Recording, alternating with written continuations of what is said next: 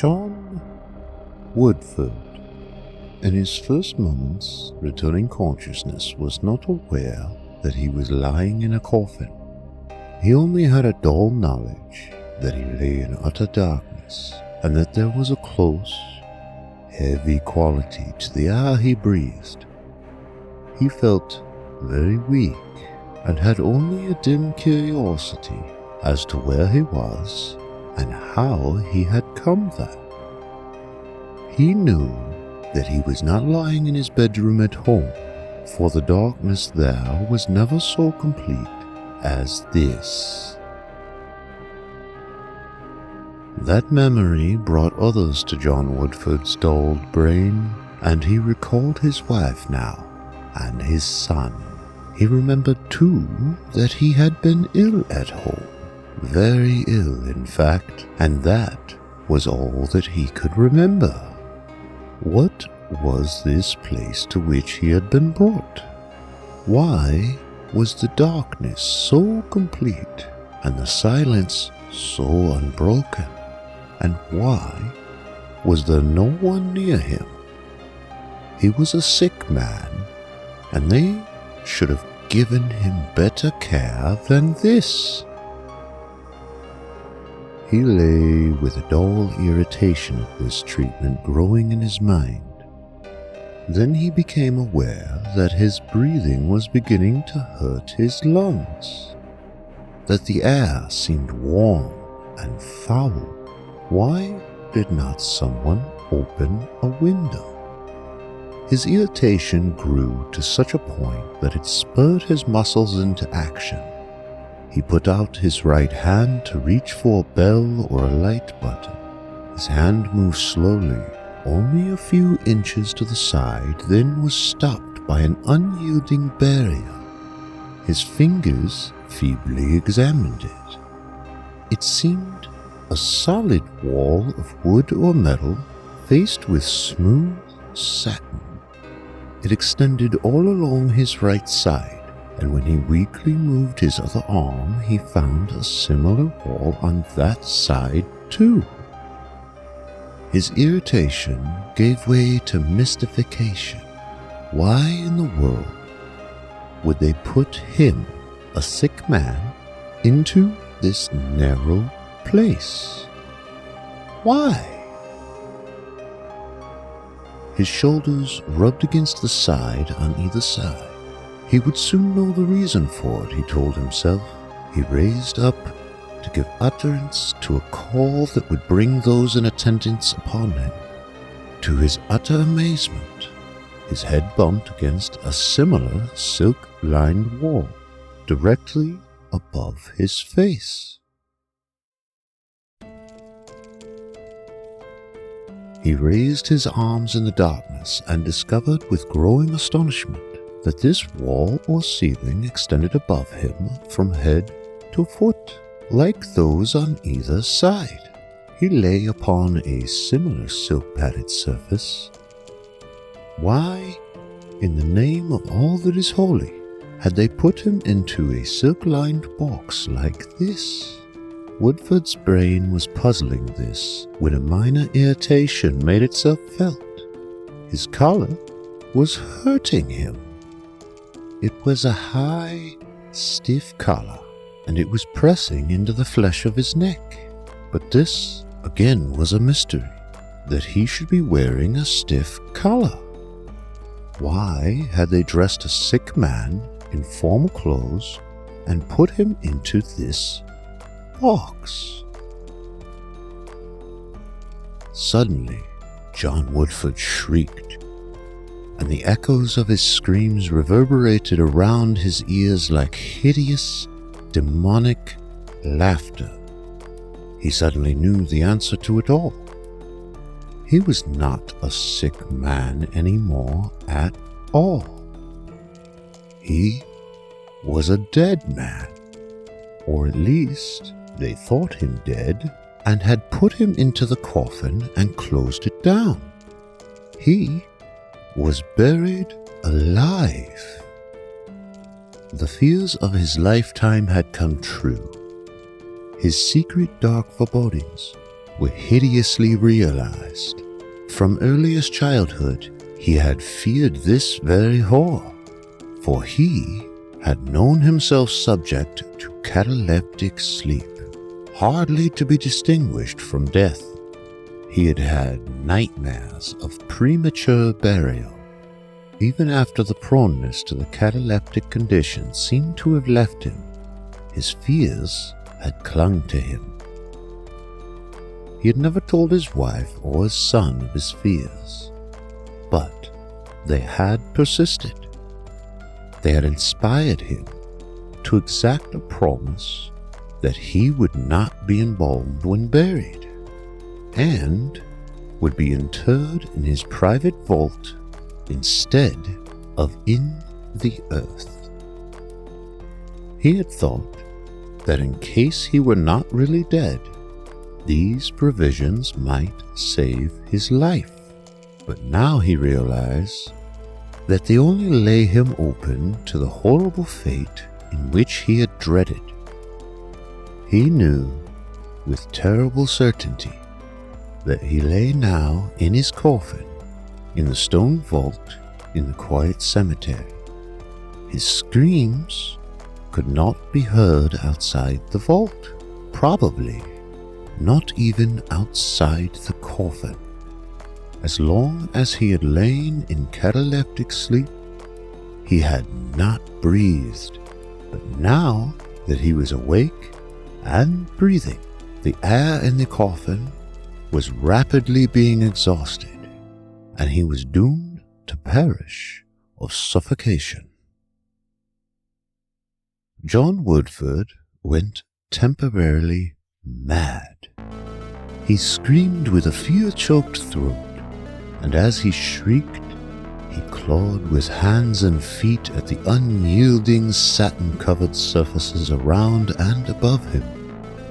He beat upward as best he could upon the coffin's lid with his clenched fists, but the heavy fastenings held firm.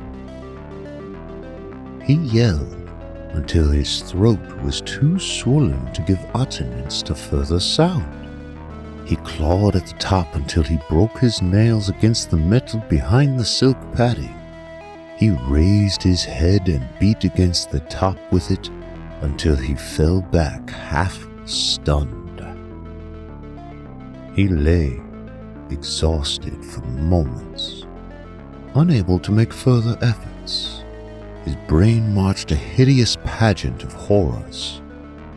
The air seemed much closer and hotter now, seemed to burn his lungs with each breath he inhaled. With the sudden return of his frenzy, he shrieked and shrieked again. This would not do. He was in a horrible situation, but he must do the best he could not to give way to horror. He had not many minutes left, and he must use them in the most rational way possible to try to escape his terrible prison. With this resolution, a little calm came over him, and he began to test his powers of movement.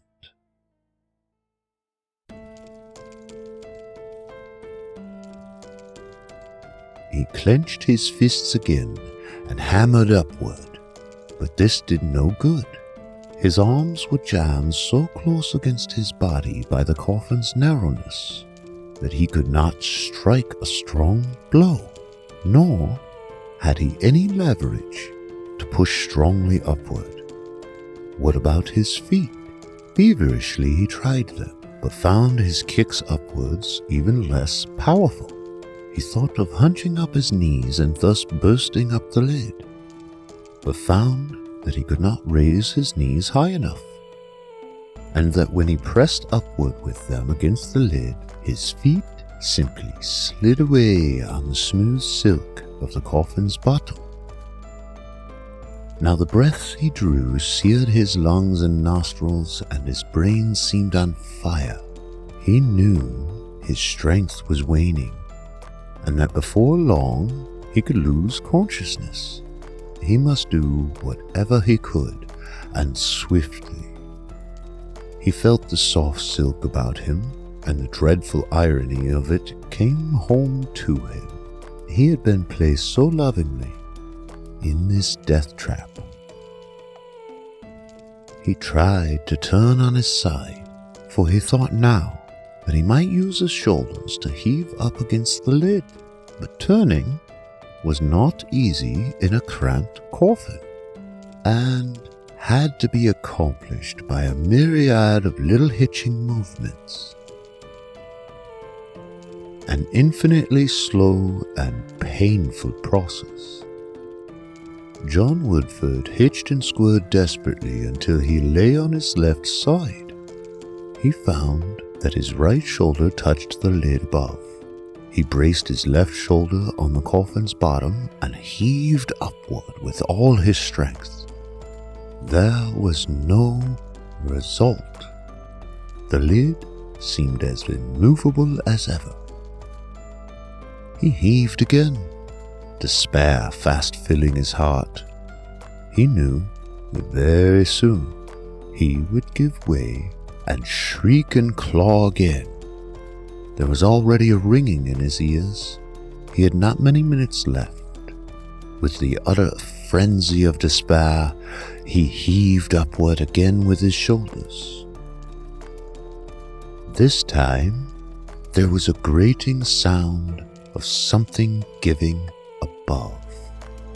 The sound was like the wild peal of 1,000 bells of hope to John Woodford's ears. He heaved quickly again and again at the lid, paying no attention to the bruising of his shoulders. He pressed upward with every ounce of his strength. There was another grating sound, then a snap of the metal fastenings breaking, and as he shoved upward with convulsive effort, the heavy metal lid swung up and over and struck the stone wall with a deep clang. A flood of cold air struck him. He struggled up and over the coffin's side, dropped a few feet to a stone floor, and lay in a huddled mass.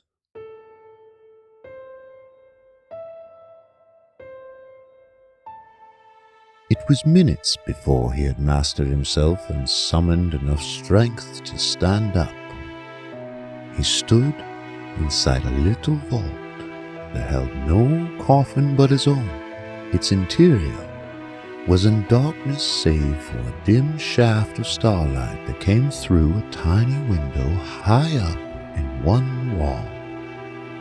John Woodford stumbled to the vault's heavy iron doors and fumbled at their lock.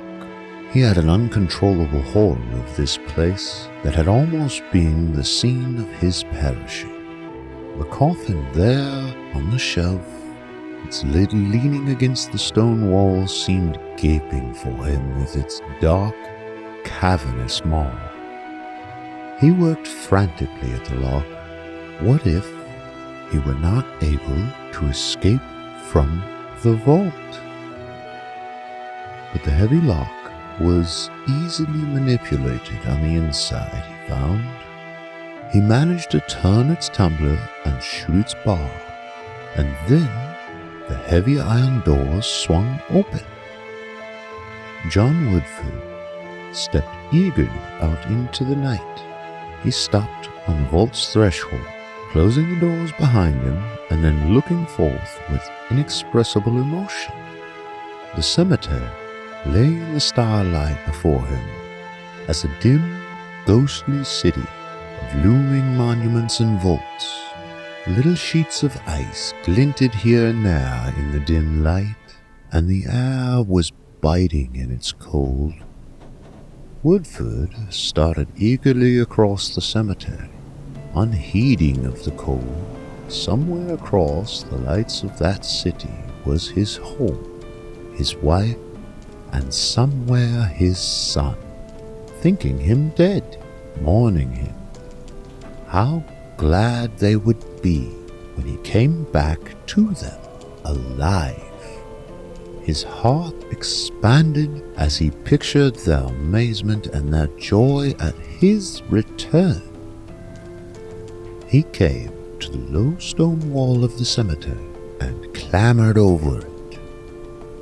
It was apparently well after midnight, for the cars and pedestrians in sight in this suburban section were few. Woodford hurried along the streets. He passed people who were looking at him in surprise, and only after some time did he realize the oddness of his appearance. A middle-aged man, clad in a formal suit and lacking hat and overcoat, was an odd person to meet on a suburban street on a winter midnight. But he paid small attention to their stares. He did turn up the collar of his frock coat to keep out the cold, but he hardly felt the frigid air in the emotions that filled him. He wanted to get home, to get back to Helen, to witness her stupefaction and the dawning joy when she saw him return from the dead, living. A streetcar came clanging along, and John Woodford stepped quickly out to board it, but almost as quickly stepped back. He had mechanically thrust his hand into his pocket and found it quite empty. That was to be expected, of course. They didn't put money in a dead man's clothes. No matter, he would soon be there on foot. As he reached the section in which his home was located, he glanced in a store window in passing and saw on a tear-sheet calendar a big black date, and it made him gasp. It was a date 10 days later than the one he last remembered. He had been buried in that vault for more than a week. More than a week in that coffin. It seemed incredible, terrible. But that did not matter now. He told himself it would only make the joy of his wife and son the greater when they found he was alive. To Woodford himself, it seemed as though he were returning from a journey rather than from the dead. Return from the dead. As he hastened along this tree-bordered street in which his home was located, he almost laughed aloud as he thought of how amazed some of his friends would be when they met him. They would think him a ghost of a walking corpse, would perhaps shrink in terror from him at first, but that thought brought another.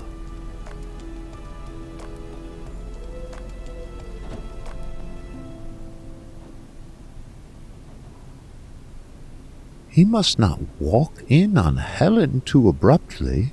The husband she had buried 10 days ago must not appear too suddenly, or the shock might easily kill her. He must contrive somehow to soften the shock of his appearance, must make sure that he does not startle her too much. With this resolve in mind, when he reached his big house set well back from the street, Woodford turned aside through the grounds instead of approaching the front entrance. He saw windows lighted in the library of the house, and he went toward them. He would see who was there, would try to break the news of his return gently to Helen. He silently climbed onto the terrace outside the library windows and approached the tall easement. He peered in. Through the silken curtains inside, he could clearly see the room's soft-lit interior, cozy with the shelves of his books and with the lamps and fireplace. Helen, his wife, sat on a sofa with her back partly toward the center. Beside her sat a man that Woodford recognized as one of their closest friends, Curtis Dawes. Sight of Dawes gave Woodford an idea. He would get Dawes outside in some way and have him break the news of his return to Helen. His heart was pounding at the sight of his wife. Then Curtis Dawes spoke. his words dimly audible to Woodford outside the window. Happy, Helen? So happy, dear. Out in the darkness, Woodford stared in perplexed wonder. How could she be happy when she thought her husband dead and buried? He heard Curtis Dawes speaking again. It was a long time, those years I waited, Helen. I know, and you never said a word. I respected your loyalty to John. John was a good husband, Kurt. He really loved me, and I never let him guess that I didn't love him, that it was you, his friend, that I loved. But when he died, I couldn't feel grief. I felt regret for his sake, of course, but underneath it was the consciousness that at last you and I were free to love each other. Dawes' arms wrapped themselves tenderly around her shoulders. Darling, you don't regret that I talked you into marrying me right away? You don't care that people may be talking about us? I don't care for anything but you. John is dead. Young Hack has his own home and wife, and there is no reason in the world why we should not marry. I'm glad that we did. In the darkness outside the window, a stunned, dazed John Woodford saw her lift an illuminated face towards the man's. I'm proud to be your wife at last, dear, no matter what anyone may say about us.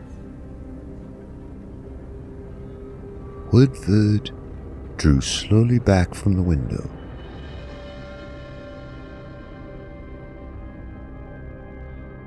He paused in the darkness under the trees, his mind shaken, torn. This was his homecoming from a tomb. This was the joy he anticipated in Helen when he returned. It couldn't be the truth. His ears had deceived him. Helen could not be the wife of Curtis Dawes. Yet part of his mind told him remorselessly that it was true. He had always sensed that Helen's feelings for him was not as strong as his for her, but that she had loved Dawes he had never dreamed. Yet now, remembering Dawes' frequent visits, the odd silence between him and Helen, he remembered 1,000 trifles that spoke of the love which these two had cherished for each other. What was he, John Woodford, to do? Walk in upon them and tell them that they had been premature in counting him dead? That he had come back to claim his position in life and his wife again? He could not do it. If Helen, during those years, had wavered in the least in her loyalty to him, he would have had less compunction. But in the face of those years of silent, uncomplaining life with him, he couldn't now reappear and blast her newfound happiness and blacken her name. Woodford laughed a little, very bitterly. He was then to be an Enoch Arden from the tomb, a strange role surely, yet it was the only one open to him. What was he to do? He couldn't let Helen know that he was alive, couldn't return to the home that had been his. Yet he must go somewhere. Where? With a sudden leap of the heart, he thought of Jack, his son. He could at least go to Jack, let his son know that he was living. Jack at least would be overjoyed to see him, and would keep the fact of his return secret from his mother. John Woodford, with that thought rekindling a little his numbed feelings, started back through the trees toward the street, where he had approached the house but 10 minutes before with eager steps. He stole away now like a thief, fearful of being observed. He reached the street and started across the blocks toward the cottage of his son. Few were abroad, for the cold seemed increasing, and it was well past midnight. Woodford mechanically rubbed his stiffened hands and hurried along. He came to his son's neat little white cottage and felt relief as he saw lights from its low windows. He had feared that no one would be up. He crossed the frozen lawn to the lighted windows, intent on seeing if Jack were there, and if he were alone. He peered in, as he had done with his own home. Jack was sitting at a little desk, and his wife was perched on the arm of his chair and was listening as he explained something to her from a sheet of writing on his desk. John Woodford, pressing his face against the cold window pane, could hear Jack's words. "You see, Dorothy, we can make it by adding our savings to Dad's insurance money. Oh, Jack.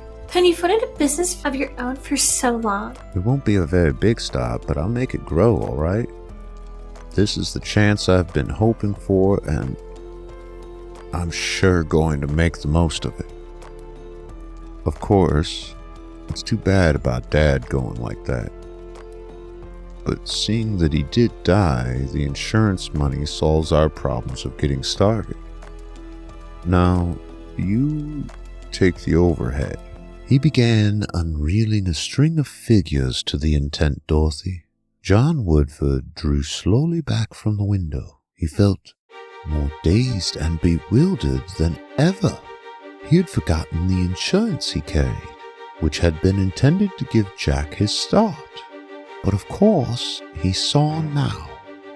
It had been paid over when he was believed dead. He was not dead, but living.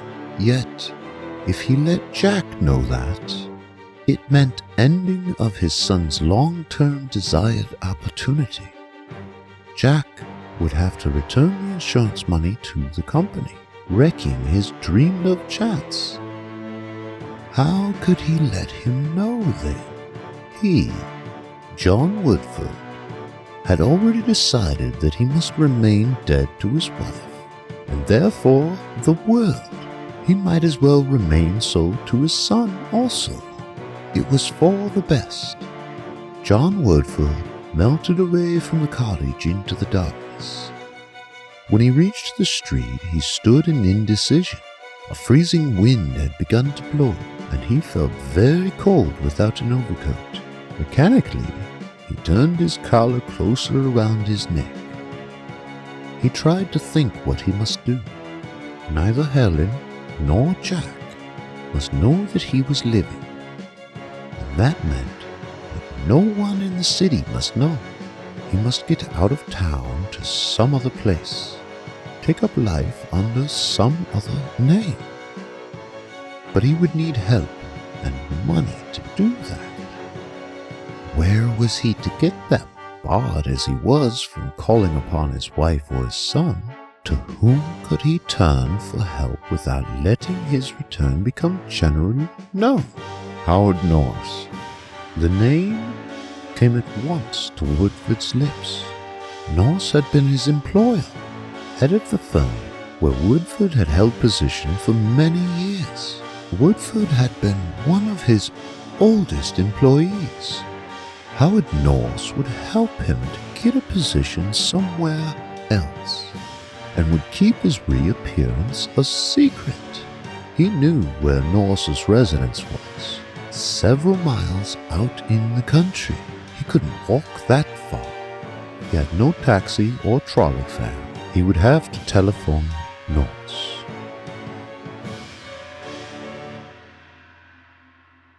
Woodford walked back towards the city's central section, head bent against the piercing cold wind.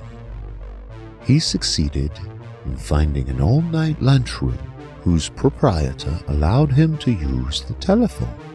With cold, stiffened fingers, he dialed Norris's number. Howard Norris's sleepy voice came over the wire. Mr. Norris, this is Woodford. John Woodford. John Woodford's been dead and buried for a couple weeks. No, I tell you, it's John Woodford. I'm not dead at all. I'm as living as you are. If you'll come into town for me, you'll see for yourself. I'm not likely to drive into town this morning to look at a maniac. Whatever your game is, you're wasting your time on me. But you've got to help me.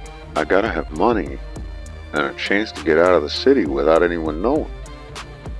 I gave your firm my services for years, and now you've got to give me help.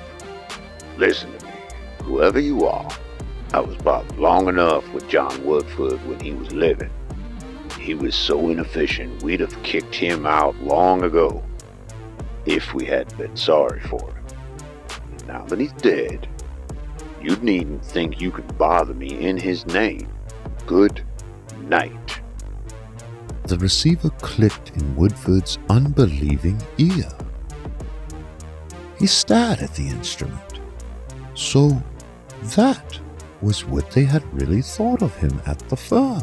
There, where he had always thought himself one of the most highly valued employees. But there must be someone upon whom he could call for help. Someone he could convince that John Woodford was still living.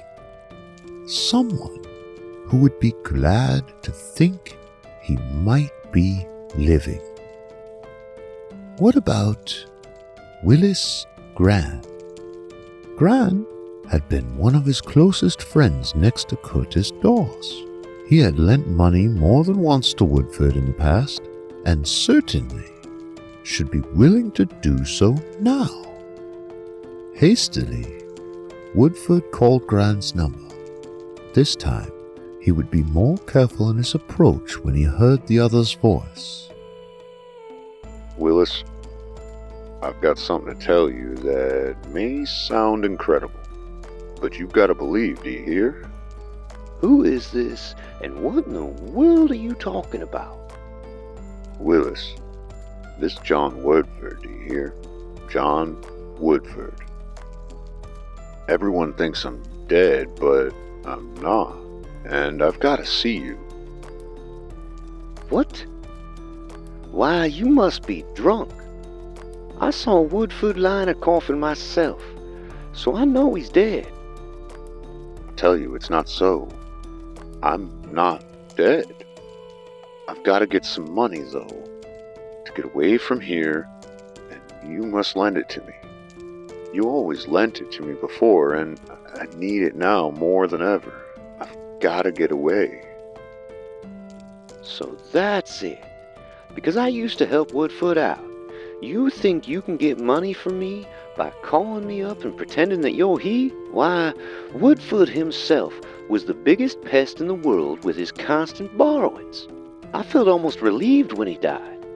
And now you try to make me believe he's coming back from the dead to pester me again? But he never died. I'm John Woodford, really.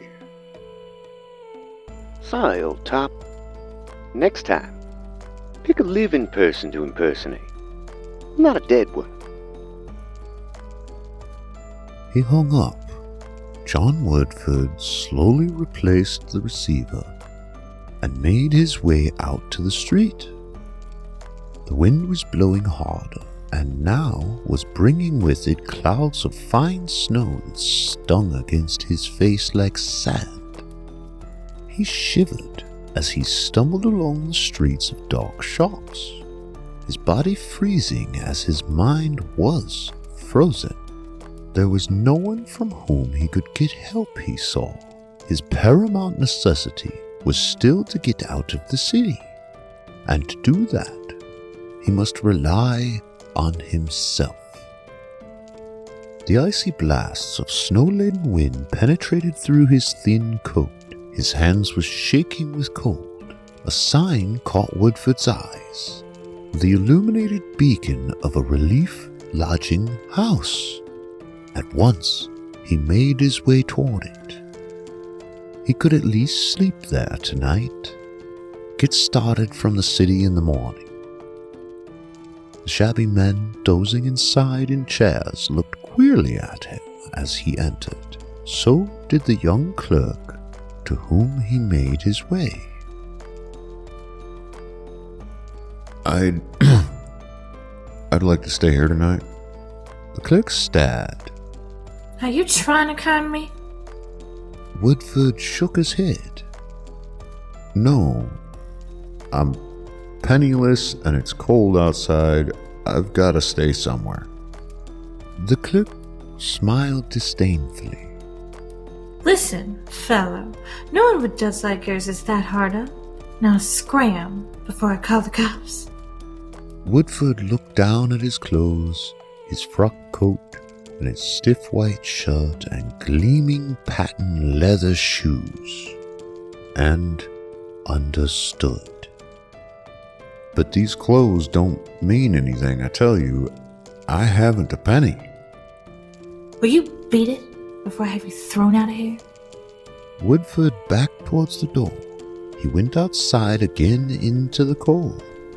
The wind had increased and more snow was falling. The front of Woodford's coat was soon covered with it as he pushed along. It came to him as a queer joke that the splendor of his funeral clothes should keep him from getting help now. He couldn't even beg a passerby for a dime. Who would give to a panhandler in formal clothes? Woodford felt his body quivering and his teeth chattering from the sheer cold. If only he could get out of the blast of the icy wind. His eyes sought desperately along the street for a hallway where he might shelter himself. He found a deep doorway and crouched down inside it, out of the wind and the driving snow. But hardly had he done so when a heavy step paused in front of him and a nightstick rapped against his feet. An authoritative voice ordered him to get up and go home. Woodford did not try to explain to the policeman that he was not a drunken citizen fallen by the way. He got up wearily to his feet and moved on along the street, unable to see more than a few feet ahead for the whirl of snow. Snow on which he was walking penetrated the thin shoes he wore, and his feet were soon even colder than the rest of his body. He walked with slow, dragging footsteps, head bent against the storm of white. He was dully aware that the dark shops beside him had given way to low stone wall. With a sudden start, he recognized it was the wall of the cemetery, which he had left but hours before. The cemetery containing the vault from which he had escaped. The vault? Why hadn't I thought of it before? The vault would be a shelter from the freezing wind and snow. He could stay there for the night without anyone objecting. He paused, feeling for a moment a little renewal of his former terrors. Did he dare go back into that place from which he had struggled to escape? Then an extra strong blast of icy air struck him and decided him. The vault would be shelter, and that was what his frozen body craved more than anything else. Stiffly, he climbed over the stone wall and made his way through the cemetery's whitened monuments and vaults toward the one from which he had escaped. The driving snow covering his tracks almost as he made them. As he trudged towards the vault, he reached it and tried its iron doors anxiously, supposing he had locked them when he left. But to his relief, they swung open, and he entered and shut them. It was dark inside, but he was out of the wind and the snow, and his numbed body felt a little relief. Woodford sat down in the corner of the vault. It was a shelter for the night, at least. It seemed rather ironic that he had to come back here for shelter, but it was something to be thankful for that he had even this. In the morning, when the storm was over, he could leave without anyone seeing and get out of the city. He sat, listening to the wind and snow shrieking outside. The stone floor of the vault was very cold, so cold that he felt his limbs stiffening and cramping, and finally he stood up unsteadily and paced to and fro in the vault, chafing his arms and hands. If he had only a blanket or a heavy coat to lie upon, he'd freeze there upon the stone floor. Then he turned in his pacing, he bumped into the coffin on the shelf, and a new idea was born in his mind. The coffin? Why, the interior of it was lined with the silk and satin padding. It would be a warm coffin. He could sleep in it far better than on the cold stone floor. But did he dare to re-enter it? Again, Woodford felt faintly the former terrors he had experienced when he had awakened in it, but they meant nothing, he told himself. He would not be fastened in this time, and his frozen flesh yearned for the warmth of the coffin's lining. Slowly, carefully, he climbed and lowered himself into the coffin and stretched out. The silk and padding he sank into had a grateful warmth. He lowered his head upon the soft little pillow with a sigh of relief. This was better. He experienced an almost luxurious comfort now, but after he had lain there for a little while, he felt the top of his body was still cold where the cold air came into the coffin's open top. The cold air entering kept him from being completely warm if the lid above him were just closed to keep out the cold air. He reached up and got the edge of the heavy metal lid, then let it down upon himself. He was completely in the dark now, inside a closed coffin. But he was warm too, for the lid kept out the cold air, and he was getting warmer all the time as his body warmed to the interior. Yes, he was far more comfortable with the lid closed, and even warmth now pervaded his whole being, and the air inside the coffin was still getting warmer and thicker. He felt a little drowsy now as he breathed that warm air, felt luxuriously sleepy as he lay on the soft sill. It was getting a little harder to breathe somehow as the air became thicker. He ought really to raise the coffin lid and let in some fresh air. But it was so warm now, and the air outside was so cold, and he was more and more sleepy. Something dim and receding in his fleeting consciousness told him that he was on the way to suffocation. But what if he was his sleepy thought? He was better off in here than back in the world outside. He had been a fool ever to fight so hard before to get out of his warm, comfortable coffin, to get back to the outside world. No, it was better like this. The darkness and the warmth and the sleep that advanced. Nobody would ever know that he had wakened at all, that he had been away from here at all. Everything would be just as before. Just as before. And with that comforting assurance, John Woodford was swept farther and farther down the dark stream of consciousness from which this time there would be no return.